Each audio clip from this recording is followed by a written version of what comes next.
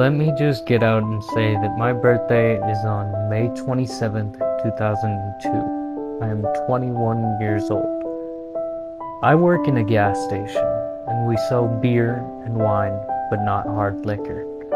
I've been working there for about a year now, and many of the customers have come to know me by name.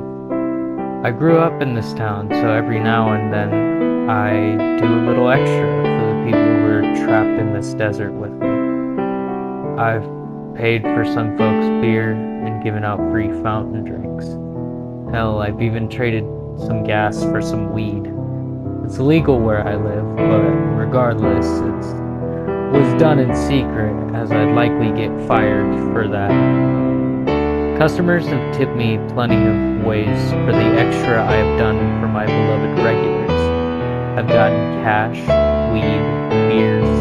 Hell, one of my regulars gave me some wings from his job for me buying him a beer. I pump people's gas and tell them stories from my life, even listening to their problems and giving them advice for the troubles in their life.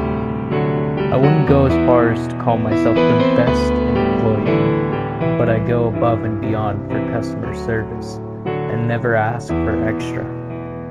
I'm telling you all this to explain why the red flags didn't go off when this all happened.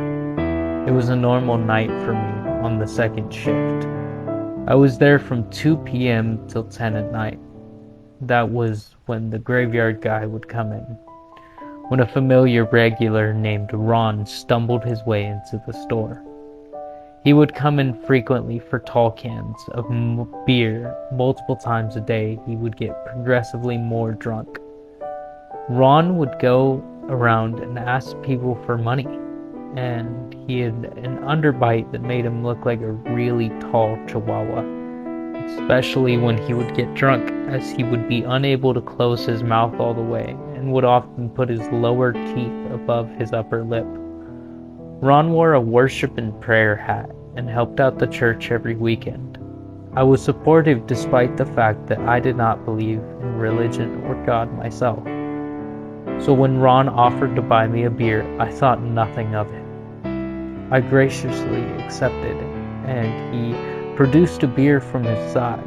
I hadn't thought about it at the time, but it was a flavor we didn't hold in our store. It was 2 Mike's Hard tea, a lemonade-flavored one, and a watermelon one. Together, the beers cost $8.15, as we did sell the lemonade one. I got off an hour later, and when I got home, I decided to take a shower. I pulled the beer out of my backpack and sat down as the water poured on my sore body. I began watching the Cub Scouts on YouTube from my phone, and about halfway through the video, I cracked open the beer.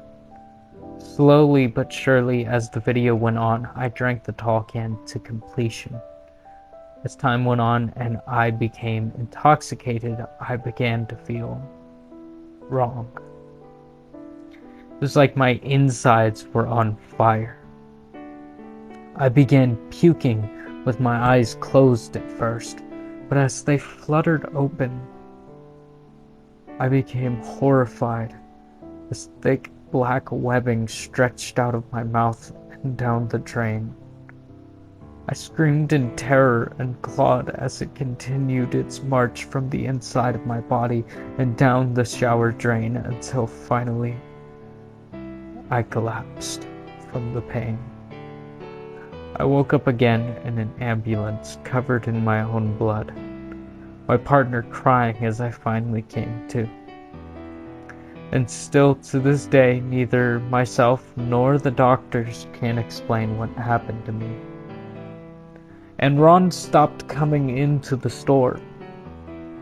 The manager told me he stole a beer and was banned, but my coworkers tell a different story.